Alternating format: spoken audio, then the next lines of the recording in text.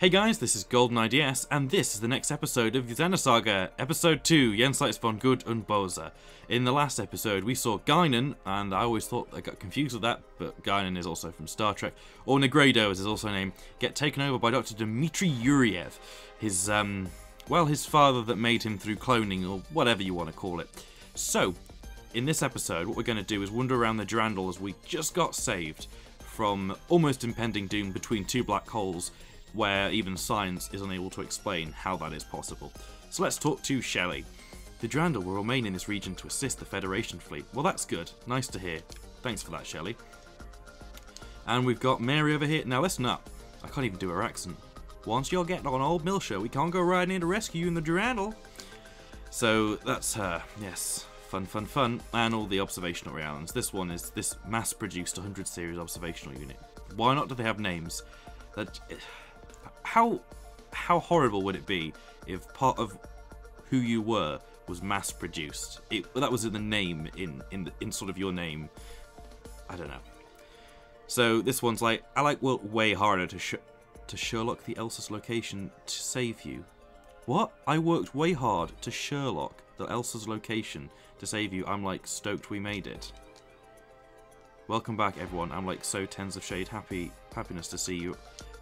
Well, something's broken in her personality trip. That's just I mean, people use the phrase, oh, I Sherlocked that, but not very much. That's an old thing.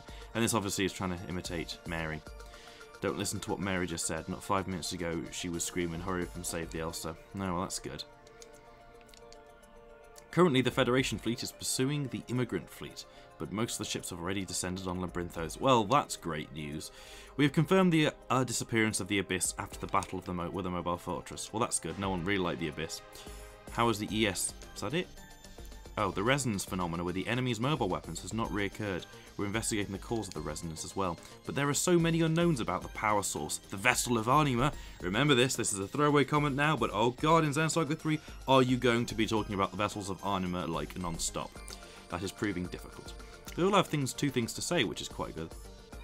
Appear to have been caught in the collapse of the Abyss as well. They no longer appear on our sensors. Well, that's a nice way of saying they drifted into a black hole and have now been spaghettified, which is a really fun word to say. Currently, the Federation fleet is pursuing the immigrant fleet. Yeah, she's already said that, so she doesn't have a sort of two things she says. Neither does she. What about this one down here? Craft equipped with Vessel of Anima are given a code name known as ES with Invector. According to the data from Vector, they originally belonged to the UTIC organization. And she says the same thing. Right, so we're just going to have a quick look around around the Durandal, and then we're going to finish basically the rest of the game. I wish. We're going to do a lot of side quests. Now, how I'm going to do this is I'm just going to do them in order in each quest. So we'll start quest 4, we'll finish it. Even if quest 4 means going everywhere possible, even to places we could start other quests, I won't do that because I'm going to try and make it so anyone can pick up part of the episode and it can be taken into a bigger overarching episode that explains how to do all the GS quests. Hopefully. Both the Immigrant Fleet and the Federation Fleet are currently en route to Milsha. Both consist primarily of warships, so an armed conflict will likely erupt. Fantastic! The accessories on an ES usually determine the skills it can use, but there are some that are determined by the skills of the pilot.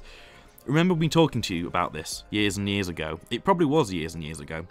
I don't usually believe in rumours, but I heard that the Galaxy Federation is in trouble. I don't know what kind of trouble it's in, though. Well, that's good. 10 out of 10. Would ask for advice again. I just heard a rumour, a salacious rumour, which seems to be the word today in the tabloids, doesn't it? These salacious rumours. It's like, oh, for goodness sake. It's like when everyone discovered another word recently. Beleaguered. I mean, when you look at what it means, it's really simple, but could we please stop using it? And people are using it where it doesn't even make sense and is not grammatically correct. But beleaguered is a good word. We'll use it anyway because we read a thesaurus this morning. Professor Joachim Mizrahi is known as a madman in the history books. Yet his achievements are all worthy of admiration. Well, thanks for that. Regardless of whether he was a madman or not, as a scientist, Professor Joachim Mizrahi was a great figure and deserves respect. And surely someday I too shall be famous as he. Okay, right. Well, no, I think you are a bit mad. I didn't realise they said multiple things. That's really quite interesting. Just a nice bit of detail there. So we're going to go to the park area. We could start some quests, but I'm going to try and avoid anyone that will give me a quest right now because we want to save that just a little bit. But we may as well explore the Durandal as things have changed. I don't think we've been on the Durandal in this episode. So obviously things have changed since episode 1. Obviously apart from the graphical overhaul, it does still look very similar, but it's designed now for these thin characters as opposed to the chunky anime ones. And I think they, you know. Hammer is truly amazing. He hacked into a crime organization's database at the age of 15. I mean, it depends. Do crime organizations' databases have to be well secured? I don't know. But what was the Y data that they analysed? It's top secrets they won't tell us. No one knows what the Y data is, it seems. It must be something very important since both Little Master and the Durandal seem to be involved. Okay. What does this guy want? The Federation fleet is on its way to Old Milshan space. The column's been restricted to fleet movement only, so it sounds like space travel is going to be affected. Is obtaining the Zohar that Director Guinan and Little Master are pursuing important enough to place the lives of the crew in danger? Well, it's not really your job to ask that, is it, Osiris? Which sounds very similar to the Fire Lord. But there we go. The boldness will certainly be good for my company. I simply must have it. The boldness. What the hell's he talking about? Oh, that boldness. Right, as in Hammer's boldness. Right, yeah. I mean, that's a good thing. People do that now, isn't it? You recruit hackers that hacked you because it's a good idea to a degree. Gives them a job, gives them pay, considering most of them, well, now in the days of script kiddies, I guess. I haven't seen Master Guinan lately. Did something happen? Oh, you're talking about that cutscene that no one else but me saw, aren't you? Yeah, nah, nice. How would he know? Does Mr. Guinan always hang around the park area? Man, I'm in a good mood. I've got the droids doing all the work so I can relax today. Until the droids get all pissy and... I'm not talking to him because he seems like he's going to be something of a cutscene. The appearance of Old Milsha and the invasion of the immigrant fleet, no matter how you look at it, there's something fishy going on. Doesn't seem as if they knew Milsha was going to reappear. Well, of course it does. Yeah, I'm sure I'm right. My journalist instincts tell me something is up. Well, good for you. Damn that, Tony. Someday I'm going to punch that blonde jerk black and blue. You know what? You know him? Then listen to what I have to say. Okay. He's a terrible womanizer, but just when I start to be okay with that, well, that's a red flag right there. Just when I started to be okay with the fact that someone is a terrible womanizer. I mean, this just sounds like Kirk level of arrogance, doesn't it? With that, and then, and think it was nice to have him by my side sometimes, he runs off with a man instead. Are you kidding me? So, they've not actually said this in the context of the story, so they've not made this character obviously bisexual, but he is. Okay, fair enough. I can't get too mad about that. A big macho guy, can you believe it? Well, yeah, actually I can. Yeah, I can. Damn that Tony, someday I'm going to punch him black and blue. But yeah, so this is Tony, as in the driver of the ship. Yeah, wow, fair enough. Does that mean he's gay or what? Who knows? Who knows? Anyway. Oh, did you know that I'm a Realian? Yes. You're hopeless. That's a lovely thing, Shion. But that does go into the idea, it's not really well done in this game. But in Xenosaga 1 and 2, the DS game, there's a big shift in the way that Shion treats Realians, and you get to see that she has a lot of resentment and anger towards Realians in general.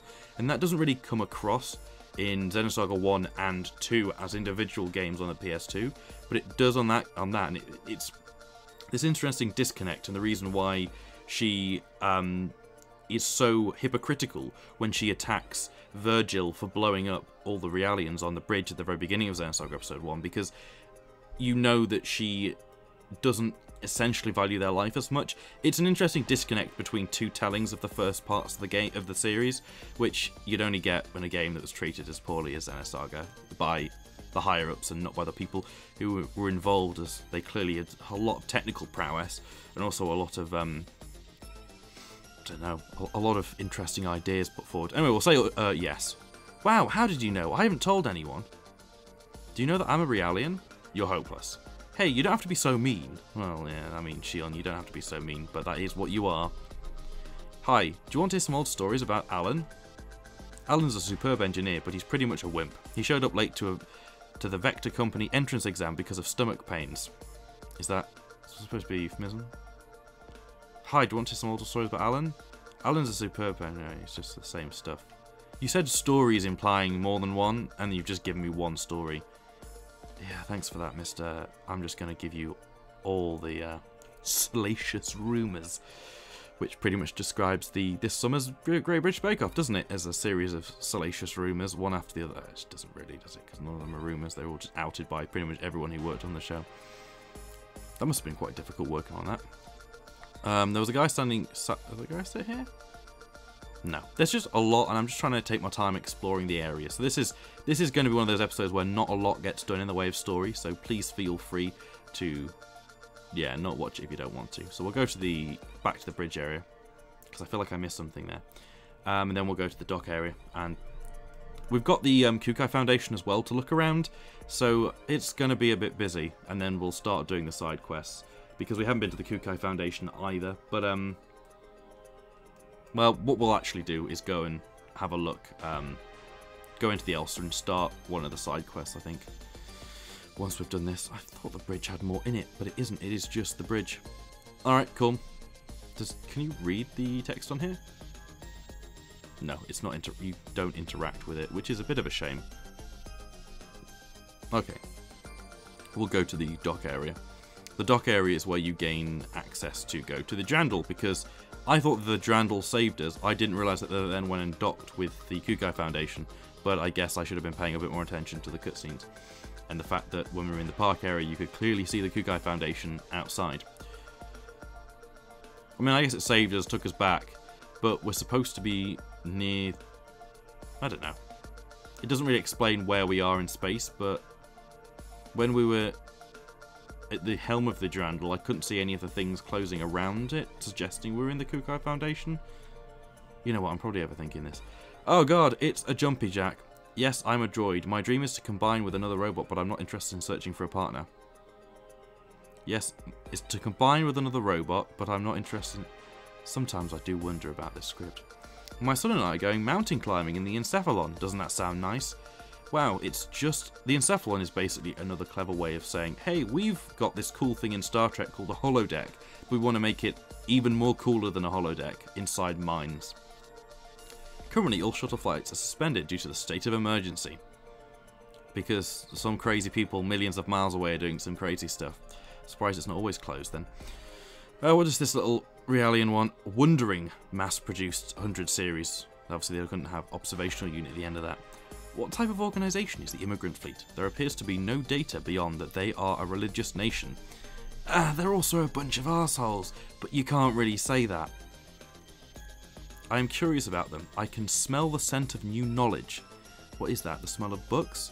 By the way, or the smell of, I don't know, internet connection these days, isn't it? By the way, I'm not implying that there is an actual smell. Well, thanks for that. I was going to say this. You weren't making too much sense there. Right, so we've got someone who's sort of punch-kicking, whatever. My letter never got here. I guess the days of hand deliveries are over. What the fuck are you talking about, Gutum? But I did your quest. I handed everyone a whatever. Alright, so up here is how we get to the Kukai Foundation. And also the Elsa. Now we're going to start some quests off that start off in the Elsa. So for that to happen, we're just going to move to post-commentary to do a few things, and I'll see you after the small break. So we're going to start the humongous task of completing these side quests, and we'll go down and have a look at the Kukai Foundation at the end of the questathon. So to begin the questathon, we start with quest 04, or GS Path 04 I guess, Zaza's Great Adventure, and it surely is a bloody great adventure because it will take you ages to do, just in terms of boring trekking between two places. So to start this quest, we want to go to the Elsa basement floor number 1 and talk to, I think his name is Suponomi. No, it's Spumoni. Don't know why it's difficulty pronouncing that, but Spumon. Who comes up with these droids' names? I mean, Zaza is just someone bashing the head against a keyboard, but Spumoni isn't. Why is that so difficult for me to say? Anyway, here's the incriminating droid. We have an emergency. Zaza has disappeared. I can't find him anywhere on the ship, on the Elsa. Please find Zaza. Leave it to me. And he says, please find Zaza again, as if we didn't get the whole point of the quest to begin with. So yes, this is Zaza's Great Adventure, and there's the Great Itinerary to the right, and that's everywhere that we need to go. He's talking about seeing the company who made him. Did Vector make this? Wow, I didn't think they'd make such crap. Anyway, head to the Elsa's bridge and talk to Captain Matthews. Make sure you say no to going to Old Milshire, because that will continue the storyline. We want to do side quests. So he'll then give you the second option of going to Second Milshire, and we'll take you there. And then when you're at Second Milshire, he'll also give you the option of going back to the Kukai Foundation, which is great. And then from there you can get to the Durandal and the Kukai Foundation, because you dock in the Durandal, which is magic. So, at the end of the map, go to Vector's 2nd Division on Second Milshire, and then head all the way down the corridor, just basically to your right. Well, it's kind of holding back on the control stick. Basically, just don't head forward. Well, yeah, just keep heading backwards. You see how that works. Damn it, a weird droid appeared and ruined all my materials. Oh yeah, they'd left this behind. You obtained Zaza's clue number 1. That was your droid? Don't let a pile of junk like that roam around loose. So Woody's not very happy. In the guide, it gives you the notice saying, here's Woody. And I'm like, who's Woody? I don't know the name of these characters. Why would I? So you kind of have to talk to everyone in the sodding room to find out who he is. So this will hopefully help you with that. So you want to head back to the Kukai Foundation now. Or back to the Durandal, sorry. And then we want to head from inside the Durandal to the Kukai Foundation. So go the right way up the escalators. And I guess that's a walkalator, actually, isn't it? And through this door, which was proving to be pretty impenetrable. And into this. And this will take us to the Foundation, which is great. We'll explore the Foundation, as I said, in an episode in the future, because it's quite big, and I wanted to just keep these quests sort of to the minimum. We'll try and do... there'll be quite a few quest episodes, because we've got quite a few quests to get through, but this is going to be the longest one. I think trimmed down it's about 12 minutes, but sped up... Oh, not trimmed down, it's like 40 minutes to an hour. It's an absolute pain. So make sure you do have other things to do, and I will sort of point out there is one point where you're an absolute fool if you don't do a certain quest then, but most of them don't really make too much sense. I just wanted to get this out of the way and done. So anyway, head to the fishing lab, which is to the far right, and apparently he dropped in the ocean. He got all wet and asked if okay, but he just ran off somewhere in a big hurry. The droid left behind the water. Etsuko fished it up with a net. So here's Zaza's clue number 2. The nice droid said he was going to Second Milshire. If you see him, please thank him for me. I'd lost the handkerchief and he wouldn't have been mad at me again. So basically, it seems like he's getting a ride on you. He's basically one whole bit behind you, because as you go to the new place, he then takes the Elsa with you. So it would be better just looking on the Elsa for him, to be brutally honest, because that's probably how he's getting around. So anyway, we head to Sector 2, because we're going to the Area 40 Publishing Agency. To be honest, I don't know whether it's quicker going to Section 1 and then going through all the way through Section 1 to Section 2, but anyway, it's basically halfway. It's in the west of the entrance in Sector 2. So all the way to the right here, there's Lorraine, and she said, the computer's fixed, the droid showed up. We tried to thank it told me not to worry. And you attained Zaza's clue number 3. So now we're heading back. It's going somewhere where I think the view was good, it said. So this is obviously the Durandal Park area. So we've got to head all the way back. Thankfully, the Durandal's not too bad, but you want to get onto the rapid transport system and to the park area, obviously. Not the bridge area, because that wouldn't make any damn sense. But yeah, it's just sort of going everywhere, and it's not the worst side quest. It's not like Captain Matthews' deck side quest, because that is truly the worst design thing in the... All the side quests in Xenosaga 2 are very typical RPG. They have a lot of backtracking, moving around everywhere. It's just not the best. I don't think Xenosaga 3 even has side quests. I don't think. I can't remember. But yes, this one does. So we'll just head into the park area. Now, he is this guy who stood to the left of the fountain as you first enter. And he gets really pissed off because a droid's just hit him over the back of the head. He has no idea. But apparently he will give you the clue and tell us to head to, you guessed it, Second Milshire. Now, this is the halfway point in this abomination of a quest.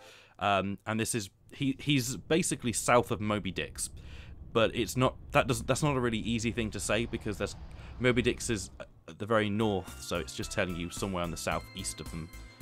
Yeah, southeast of the map, really. So head to Sector 2, and then as you do there, go down, and this is basically showing very near the beginning. We can see her. We just have to go all the way around the stairs. So apparently Zaza stole a book. That never gets resolved. Zaza doesn't ever tell you about it. He just runs away. It did steal a bread-making book, so maybe it's going to work at a bread place. Oh, wow! So now we need to head to the West Urban area of the Kukai Foundation. If you have ever been there before, you would know there's a baking shop called Smile Bakery. That's guessing where we've got to go. So you've got to have some decent knowledge to know where he's going. And, you know, without a guide, I think this was just to sell the guide, like a lot of these quests seem to be done, which is a shame. Anyway, so this is the East Urban area. We just keep running, and we'll end up in our next screen on the West Urban area. And it's basically straight up the stairs, and the woman straight at the top of that, up 2 flights of stairs, is exactly where we want to be going. There is a side quest to do right now. It's GS Path 22, and this one is quite easy to do now.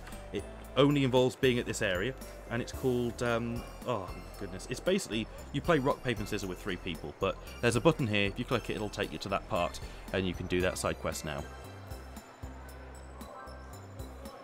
Apparently Zazar's just having a crazy time, but he's run off to, it's either Vector 2nd Division or the UMN Control Center. We've already been to 2nd Division, I can't imagine he'll want to go there again after what Woody said about him, so let's head back to the UMN Control Center. I'm not telling you the names of these people like the guide does, because quite frankly it doesn't mean anything. And he says, there's Sylvia. He wanted repairs, just a basic treatment, and he gave me this in return. And you get clue 7. His status, well, he used nothing but ancient parts, so what I did was just temporary. He said he'd go back to the launch pad, so the launch area in the Kukai Foundation. So that's where we must go next. I've been showing you this animation just to sort of iterate that we do go between the different areas, so you kind of know where I am. It kind of keeps you up to date with where the hell we are. So anyway, head all the way through to here, in the launch pad area, and we'll find Zazar in a bit of a trouble. Bit of a trouble? Well, he's in a lot of trouble, to be honest. So, through these barriers never seem to open when I ask them to. I just seem to sit there for ages, and he's in a bit of a, as a state I said, he's in a bit of a mess. I just wanted to go on adventures throughout the world like Captain Matthews. I was able to meet many different people in the outside world. A man waiting for where Shion works, a girl who dropped a handkerchief in the water and was crying, a woman having trouble operating a computer, a lion overworking his droids, someone who kept a cookbook that was meant for someone else, and an old woman with a caterpillar on her back, and a nice lady who repaired me when I was damaged. Learning about humans has been an invaluable experience for me, but if a droid like me doesn't get special maintenance, we quickly break down. It seems difficult for me to live as a human. If I entered the self-repair function startup password, I should be able to at least make it back to the Elsa, but I've forgotten the password. How foolish. So, we're not going to enter the password for him. We're going to let him stew in his own soup of disrepair. Anyway, go to the key items, and somewhere near all his clues appear as key items. And you guessed it, they're all numbers. There's a 7-digit password that you need to remember, guys, and you can't even skip it. If he was broken down in the first place, I wouldn't have a problem with that, but he's not, so you have to go through all of that. So as you see, the clue is 258763, and that is the clue you need to be able to do it. So yes, fantastic. A complete waste of time, but there we go. So at least it explains that cookbook wasn't meant for that person, but it doesn't make you feel any better. Why was a Realian overworking his droids? That's a bit odd. Was that Woody? I forget where that was, actually.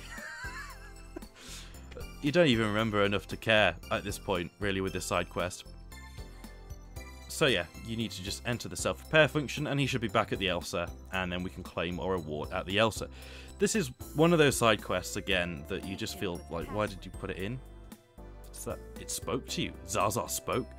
So 2, 5, 8, 7, 6, 4, 3, and he's awake. And he's going away, and he should be repaired, and we cannot care about this quest.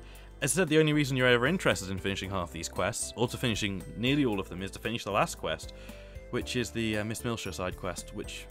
Oh, wonderful, you successfully entered the password. I will take some time for self-repair function to begin. If you go back to the Elsa, please tell... I can never pronounce his name. Spumoni. It's just... Spum is a really weird word to say. Just sit down now and say the word spum. Spum. It just sounds like you're saying... Bum? I just... Spum. And then try and put the word oni afterward. Spumoni. See, now I can say it, but it's not a word that you look at and think, that looks normal. I don't know. Maybe it is. Maybe it's not normal in the English language, but in other languages it might well be. So anyway, we want to head back to the Elsa and get a reward of Spumoni. There you go. I said it. It only took me 12 minutes to say it, and I did. And he will give you the reward, which isn't going to be swimsuits. So it's not going to be swimsuits for underage girls, or swimsuits for old men, or swimsuits for cyborgs, like as always with this game. The obsession with swimsuits. I mean, the first game they served a purpose. This game they kind of still have that same purpose, but why not make them interesting? Like, I don't know. Maybe a different observational reality series unit designation colour for Momo, and for Shion maybe her old Vector kit, which I think you can get actually. I think that's now in the next game, and all that sort of stuff, like have different outfits. So as I came back, thank you very much. And that's it. He just thanks you, and the quest finishes. But this is a nice thing, just to be all globally Samaritan-ish about people. This was from Zaza and me, please take it. So what do we get? Better be good. You get a skill upgrade D times 20, which is pretty nice, and a rejuvenator E. Gain something very important in the outside world. I would like to venture to the outside world someday as well. And that is GS Path 20, and we'll now move on to the next quest, which is GS Path 10, I think. Yes, the legendary blue flower, which involves more going around doing stuff. Hope you're ready.